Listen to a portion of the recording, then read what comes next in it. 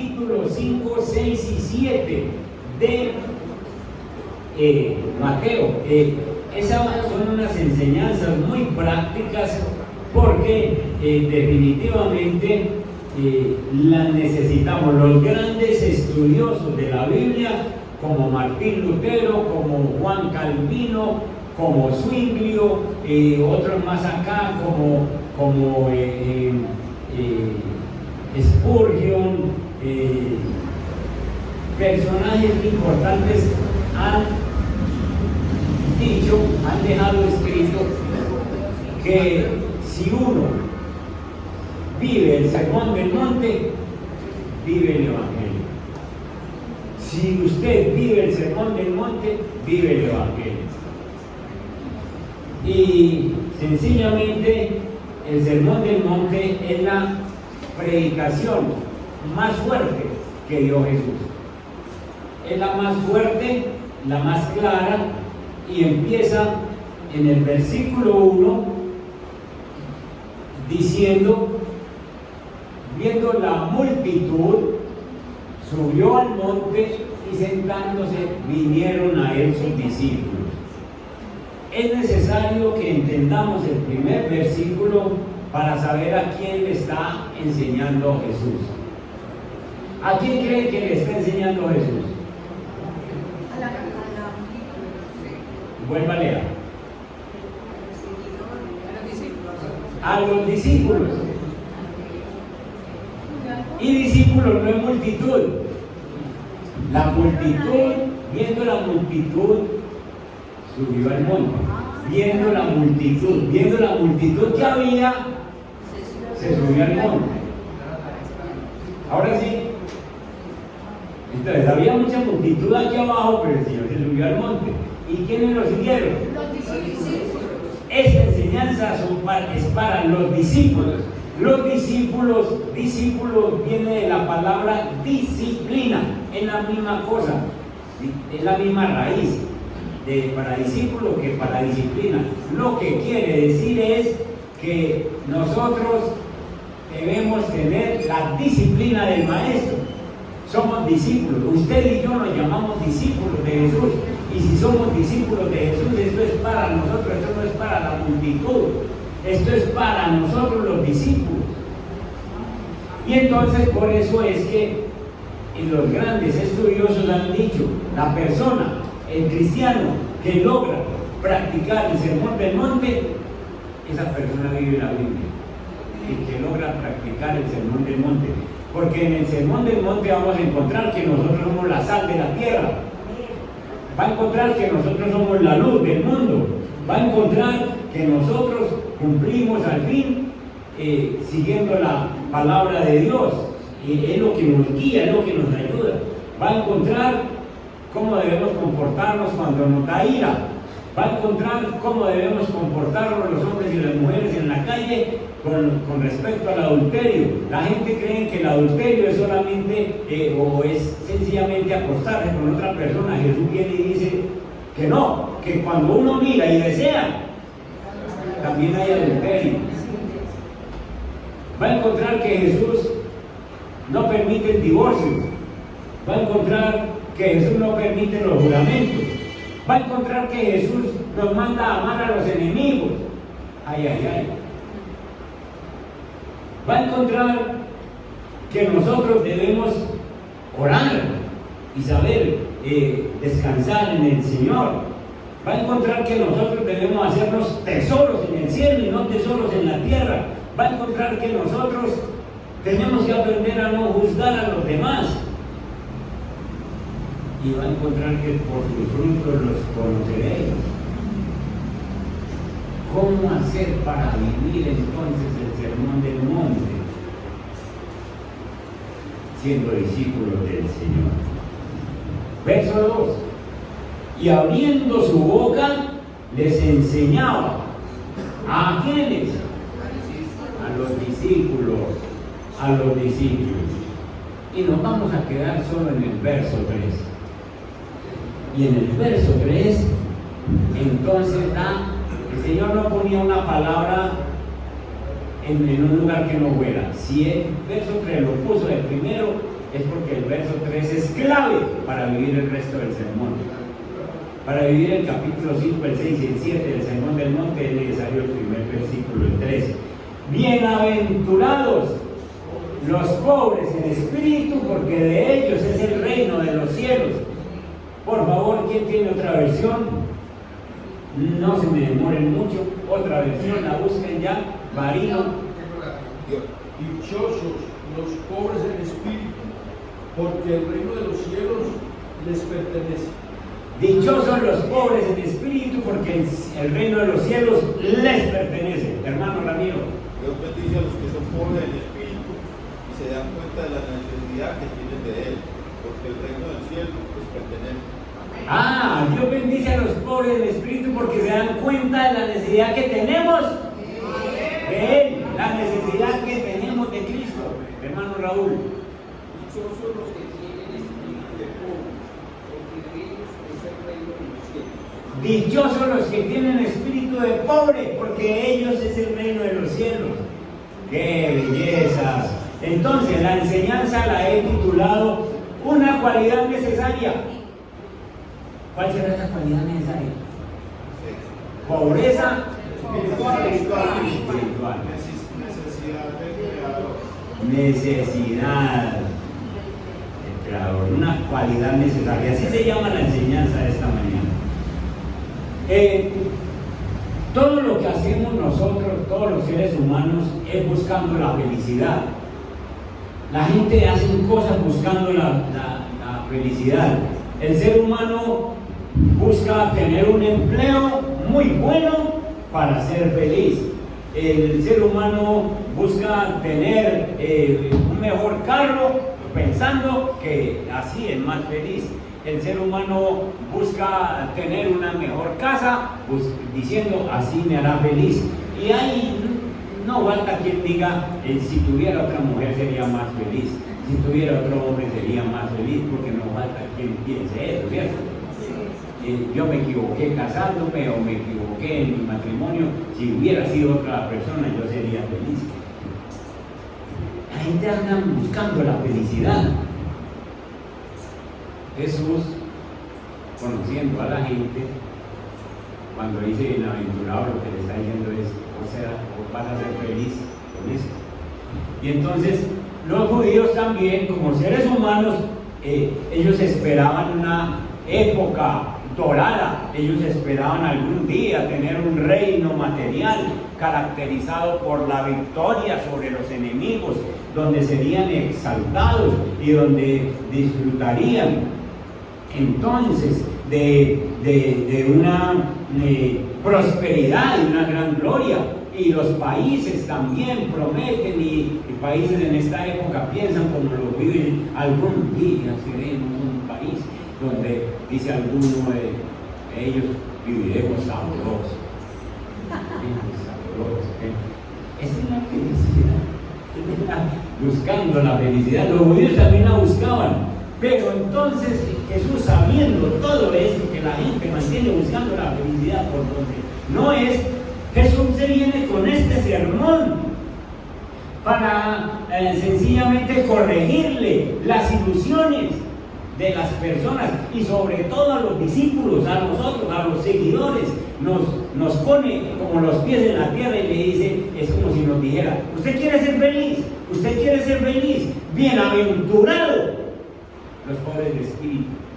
Bienaventurados los pobres de espíritu, porque de ellos será el reino de los cielos. Entonces, ¿quiere ser feliz?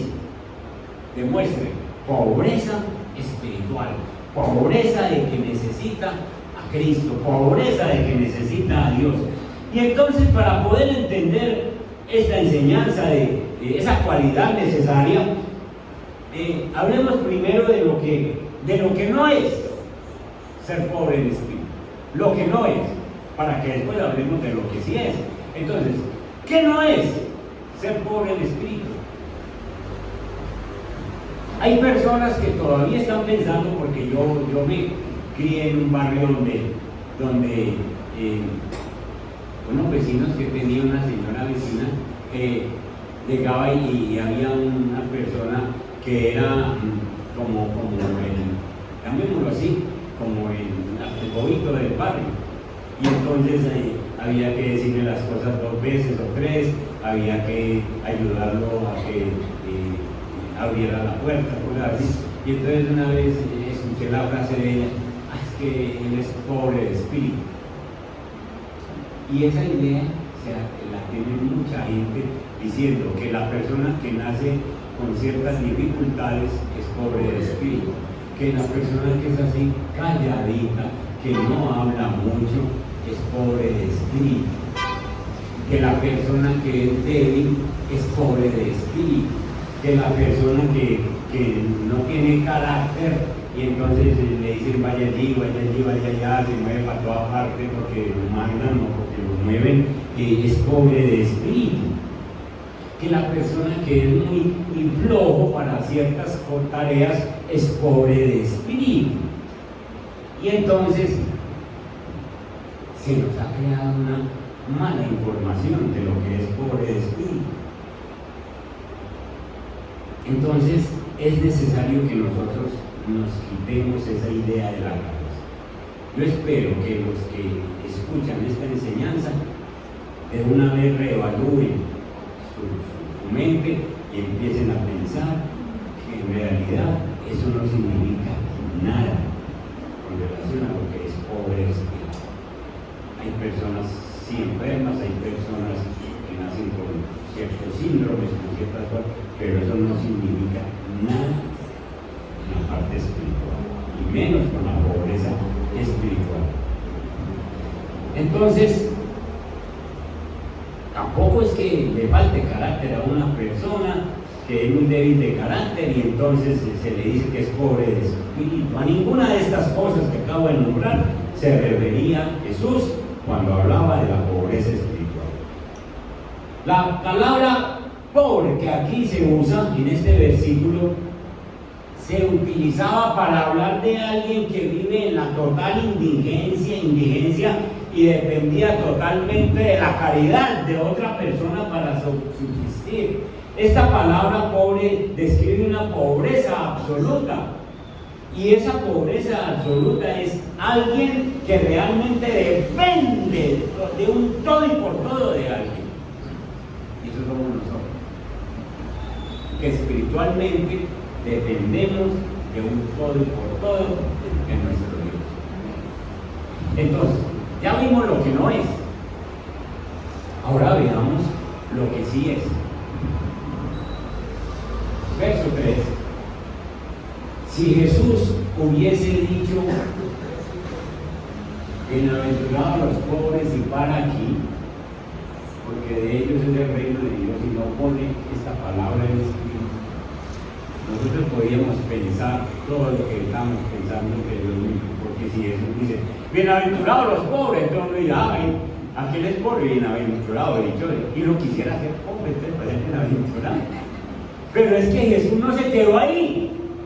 Jesús dijo bienaventurados los pobres y terminó la frase en espíritu, para que nosotros no nos confundamos.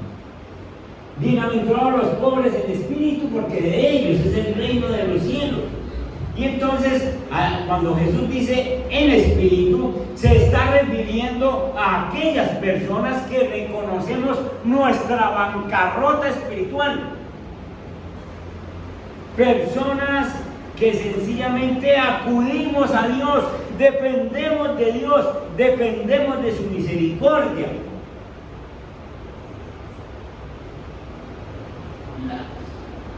La versión Dios habla hoy lo traduce muy lindo. Dice: dichosos los que tienen espíritu de pobres delante de Dios. Dichosos los que tienen espíritu de pobres. De lo que Jesús está hablando aquí es que en una persona cristiana, en una persona que quiere confiar en Dios, sencillamente tiene que salir de esa persona el orgullo y toda confianza en sí mismo.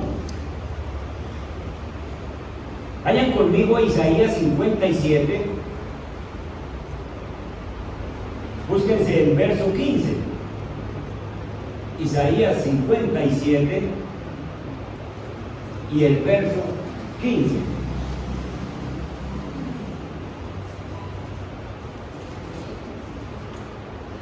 Miren ustedes, porque así dijo el alto y el sublime. Así dijo el alto y sublime, el que habita la eternidad y cuyo nombre es el Santo. Dice, yo habito en la altura y la santidad. ¿Y con quién habito? Con el quebrantado y humilde de espíritu, para hacer vivir el espíritu de quienes, de los humildes, y para vivificar el corazón de los quebrantados. Entonces Dios, al que es orgulloso y piensa que no lo necesita, nada que ver con él, nada que ver con él. Pero aquella persona que es quebrantado, que es humilde de espíritu, Dios lo hace vivificar. Y vos y yo que estamos aquí hemos sido vivificados por Dios para decirnos, vos me necesitas para cambiar de vida, vos me necesitas para que puedas sanar cosas en tu vida, en tu alma. Y entonces el Señor ha vivificado nuestro espíritu y nos ha levantado para que nosotros podamos reconocer que apartados de Él nada podemos hacer.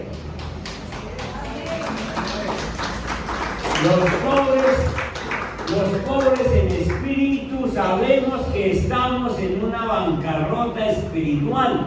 Los pobres en espíritu sabemos que Jesús vino al mundo para buscar lo que se había perdido y que vos y yo estábamos perdidos. Aquí no está la gente que creen que están bien.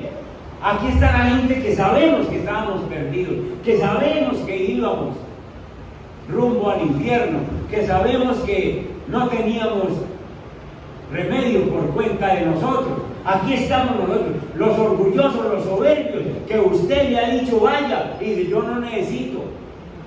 Esas personas nada que ver con Dios, sencillamente no son pobres en espíritu, creen que pueden sanarse ellos mismos. El buen médico vino a buscar a los enfermos, vino por nosotros, y todos nosotros hemos aceptado que somos pobres en espíritu, y de ahora en adelante vamos a implementar más en nuestra vida esa necesidad que tenemos de que el Señor nos ayude, porque ahora al principio les decía, hay que vivir el sermón del monte, pero es que hay muchas cosas del sermón del monte que necesitamos poner en práctica. ¿Ibas a decir algo, Raúl? ¿Sabes? Dice así, porque el Altísimo, el que vive para siempre y cuyo nombre es santo, dice, yo vivo en un lugar sagrado, pero también estoy con el grito y afligido y le doy ánimo y aliento. Ánimo y aliento. Ven, ¿cómo lo necesitamos? Gracias, Raúl. Busquemos 1 Timoteo 1:15 para que ustedes vean lo que dice el apóstol Pablo, refiriéndose a que él también es un pobre de espíritu. 1 Timoteo 1:15 dice, palabra fiel y digna de ser recibida por todos, que Cristo Jesús vino al mundo para salvar a los pecadores, de los cuales yo soy el primero, dice el apóstol Pablo, de los cuales yo soy el primero. Entonces él dice, ¿cómo necesito a mi Dios? ¿Cómo necesito a mi Señor? Eso es ser un mendigo espiritual, eso es ser una persona que dice, yo solo no soy capaz de salirme de este problema.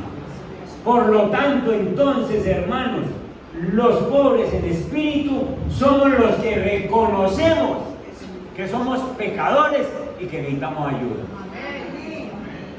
Aquellos que han decidido no creer en Dios, no buscar de Dios, no creer en la Biblia, no leer Biblia, sencillamente son unos soberbios que creen que pueden salirse ellos solos.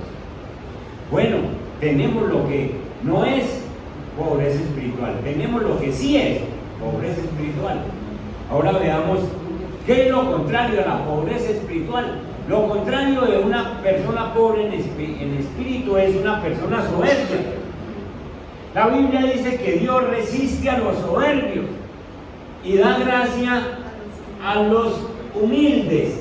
Busquemos Primera de Pedro capítulo 5.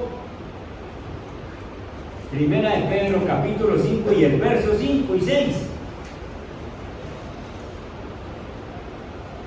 Dice, miren ustedes, igualmente jóvenes, están sujetos a los ancianos y todos sumisos unos a otros, revestidos de ¿qué?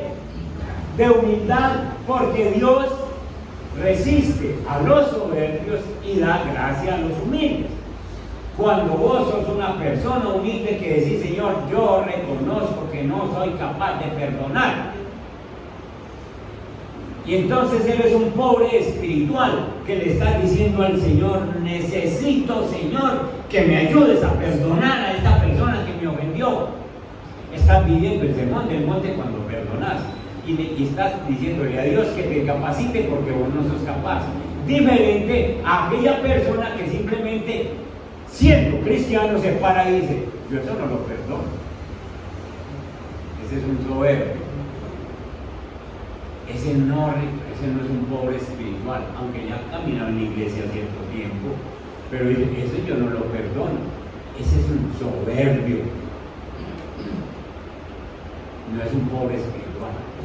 El soberbio es el que cree sencillamente que él puede manejar las cosas. Entonces, Dios resiste a los soberbios y da gracia a los humildes. Y el verso 6 hay una orden. Es una orden, no es una opción. Dice, humillaos pues bajo la poderosa mano de Dios para que Él os exalte cuando fuera tiempo. Humíllese delante del Señor y dígale, Señor, yo no puedo con esta situación, yo no puedo con aquella otra, yo no puedo con ciertas cosas. Tenemos que humillarnos delante del Señor. La soberbia y el egoísmo destruyen al hombre, destruyen a la mujer. Busquen conmigo Proverbios 16, el verso 18, para que miren lo que dice con respecto a la soberbia. Miren esto. Antes del quebrantamiento es la soberbia, y antes de la caída, la altivez de espíritu. Pónganlo de otra forma. La soberbia viene antes de ser quebrantado, es decir, que tú eres un soberbio y espere que quebrantamiento. Tú eres un altivo, entonces espere una caída. Cuando uno es soberbio, cuando uno es altivo, eso destruyen a un hombre, destruyen a una mujer. La soberbia significa la exaltación de uno mismo y la oposición a la voluntad de Dios.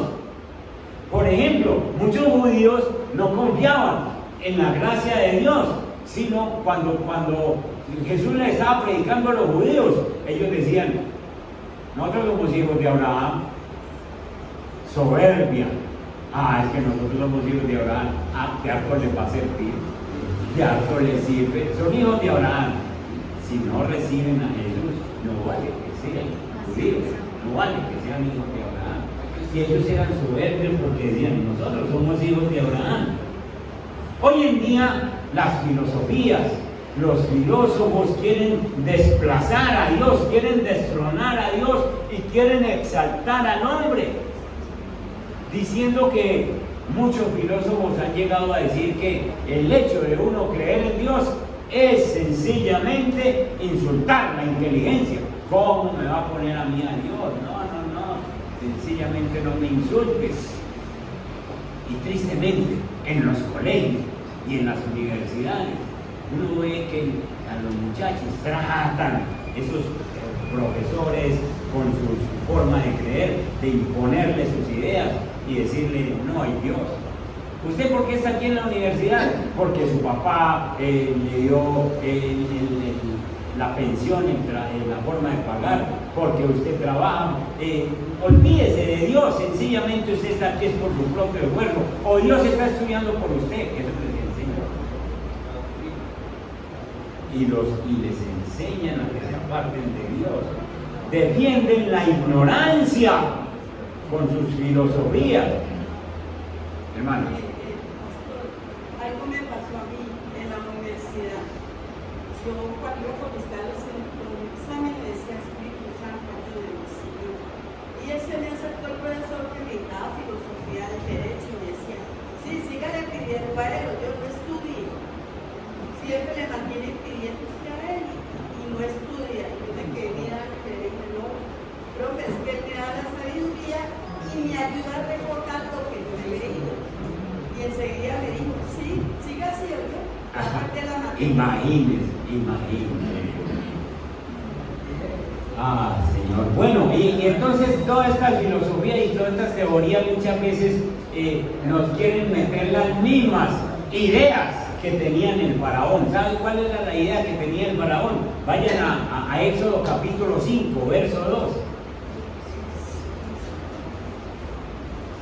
Verso 1 y 2, Éxodo capítulo 5, verso 1 y 2, dice: después Moisés y Aarón entraron en la presencia de Faraón y le dijeron: Jehová, el Dios de Israel, dice así, dice: deja ir a mi pueblo a celebrarle fiesta en el desierto. ¿Quién mandó decir?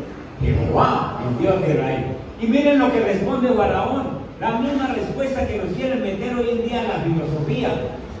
Y Faraón respondió: ¿quién es Jehová para que yo oiga su voz y deje ir a Israel? Yo no conozco a Jehová, ni tampoco dejaré ir a Israel. ¿Qué es eso?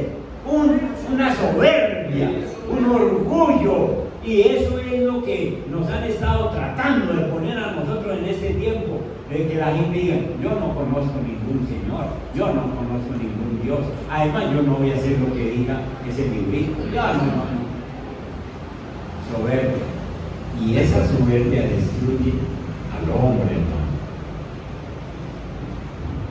La soberbia, pues, evita la conversión a Dios. Cuando una persona tiene esa soberbia, no hay forma de que tenga una comunión.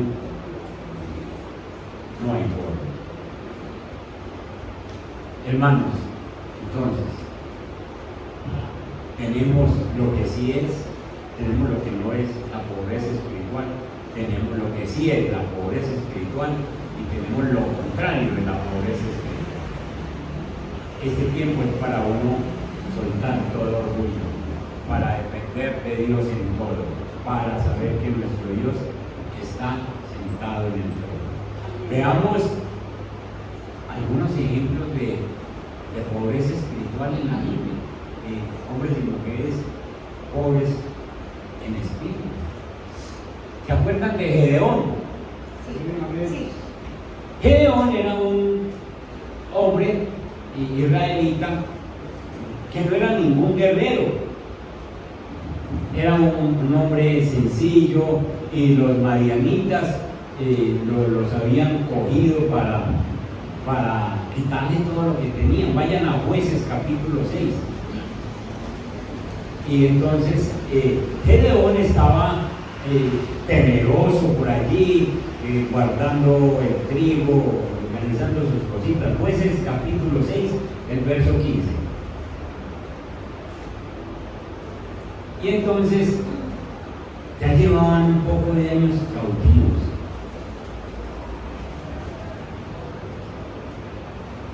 Bájate al verso 13, por favor. Sí, ahí en el 13. El Señor se le aparece a Gedeón porque el pueblo está orando. Y entonces Gedeón le responde: Señor mío, si Jehová está con nosotros, ¿por qué nos ha sobrevenido todo esto? ¿Y dónde están todas sus maravillas que nuestros padres nos han contado, diciendo: no nos sacó Jehová de Egipto? Y ahora Jehová nos ha desamparado y nos ha entregado en manos de los madianitas. Ellos se sentían como que Dios los había abandonado. Miren el verso 14. Y mirándole, ¿quién está mirando a quién? Dios, el ángel de Jehová, está mirando la figurita de Jehová, porque Jehová es una cuchillita. Y entonces no es un guerrero, no maneja espada ni nada. Y mirándole, Jehová se queda mirándolo arriba abajo. Y ella le dice: ve, con esta tu fuerza, así como sos. Ve, con esta tu fuerza y salvarás a Israel de la mano de los madianitas. ¿No te envío yo? Miren la pobreza espiritual. Entonces, Gedeón le respondió: ah, Señor mío, ¿con qué salvaré yo a Israel? He aquí que mi familia es pobre en Manasés, y yo, el menor de la casa de mi padre. Está reconociendo que no tiene con qué. Jehová le dijo: ciertamente yo estaré contigo y arrastrarás a los madianitas como a un solo hombre. ¿Necesitaba más? ¿Necesitaba más? No necesitaba, sino a Dios. Y entonces, acuérdense que Dios lo mira de arriba abajo y le dice: vaya, yo estoy así como es. Que yo voy con usted. Pobreza espiritual. Donde Gedeón no fuera un pobre espiritual, diría: no, listo, ya usted me dijo, yo voy entonces y no necesito más nada. Pero él dice: Señor, Gedeón, ¿con qué ánimo? Yo no sé manejar una espada, yo no sé nada, Señor. Y si ustedes leen la historia, van a ver que con 300 hombres logró la victoria para un ejército que lo superaba en número. Hombres que demuestran su pobreza espiritual, que siempre han demostrado su pobreza espiritual. Vengámonos para el Nuevo Testamento y veamos a Pedro en Lucas capítulo 5. Lucas capítulo 5, y veamos el verso 8. En este pasaje, los pescadores están en alta mar, no han pescado nada. Y entonces Jesús les dice en el versículo 4: cogen mar adentro y echen vuestra red a pescar. Jesús los manda a entrar al mar después de que ya han llegado los ricos. Respondiendo Simón, que es el mismo Pedro, le dijo: maestro, toda la noche hemos estado trabajando y nada hemos pescado, más en tu palabra echaré la red. Empieza la pobreza espiritual a manifestarse en Pedro. Yo soy un buen pescador, pero en tu palabra. Y habiendo hecho, encerraron gran cantidad de peces y su red se rompía. Entonces hicieron señas a los compañeros que estaban en la otra barca para que viniesen a ayudarles. Y vinieron y llenaron ambas barcas de tal manera que se hundían las dos barcas. Escuchen el 8. Viendo Simón Pedro, viendo esto, cayó de rodillas. Si ustedes leen los evangelios, es primera vez que Pedro se arrodilla ante Jesús diciendo: apártate de mi Señor, pobreza espiritual, porque soy hombre pecador. Señor, yo soy un pescador experimentado. Pero si usted es dueño de los peces, Señor. Yo soy un pecador, Señor. Yo te necesito. Ojalá estuvieras todos los días pescando conmigo. Porque soy hombre pecador. Reconocimiento, pobreza espiritual.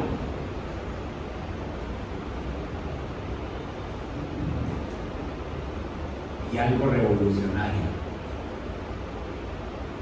El mismo Señor Jesús demostrando pobreza espiritual. Juan capítulo 14, verso 10. Porque uno diría: no, Jesús no necesitaba. Jesús nos muestra que la pobreza espiritual es demostrar que yo dependo de alguien. Yo solo no puedo. Juan 14, 10. ¿No crees que yo soy en el Padre y el Padre en mí? Miren esto: las palabras que yo os hablo, no las hablo por mi propia cuenta, sino que el Padre que mora en mí, Él hace las obras. Jesucristo está diciendo que no hablo nada de cuenta mía, yo dependo de el Padre. Yo demuestro que necesito al Padre. Nada puedo hacer, dependo por completo de mi Padre. Hermanos, entonces nosotros entendemos que si Jesús demostraba, manifestaba esa dependencia y esa pobreza espiritual para depender del Padre en todo lo que necesitaba, ¿cuánto más nosotros? Esto significa entonces que el discípulo de Cristo, usted y yo, no dependemos de la posición que hayamos alcanzado. No es que yo ya soy un predicador, no es que yo ya soy un líder, no es que yo ya soy un maestro de jóvenes, yo ya soy un maestro en tal área. Eso no depende. Porque si usted empieza a confiar en sus propios talentos y en sus capacidades, usted no va a demostrar pobreza espiritual.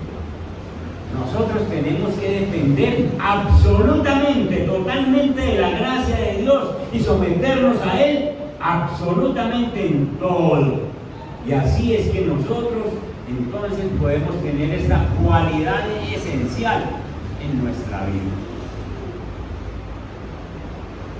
Yo les invito a que ustedes se lean el Sermón del Monte en estos días.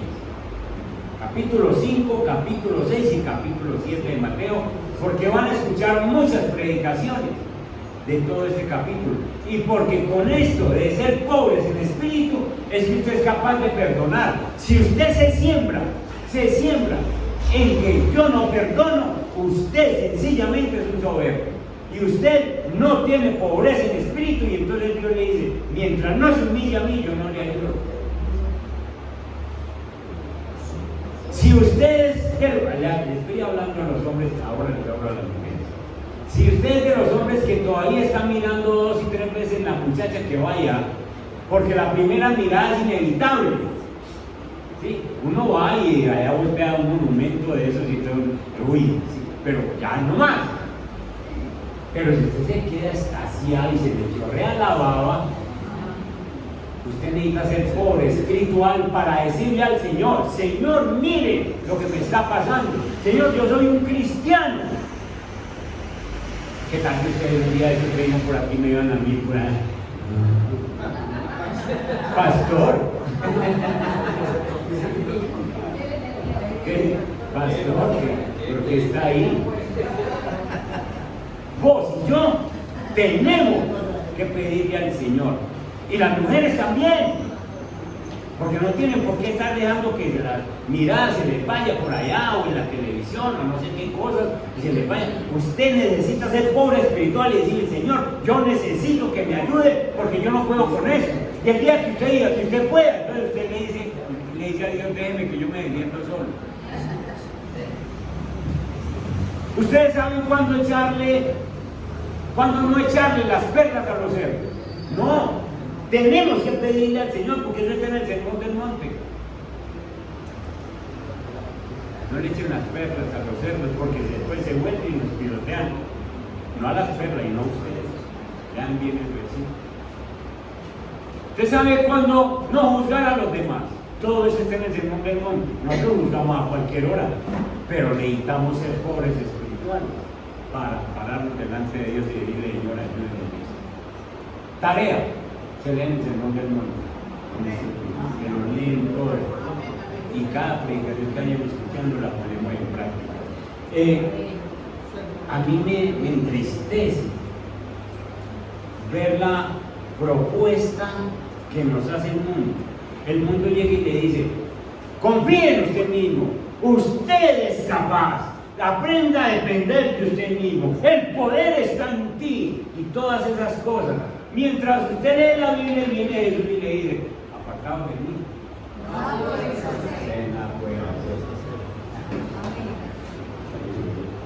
Vengan ustedes dos a ayudar.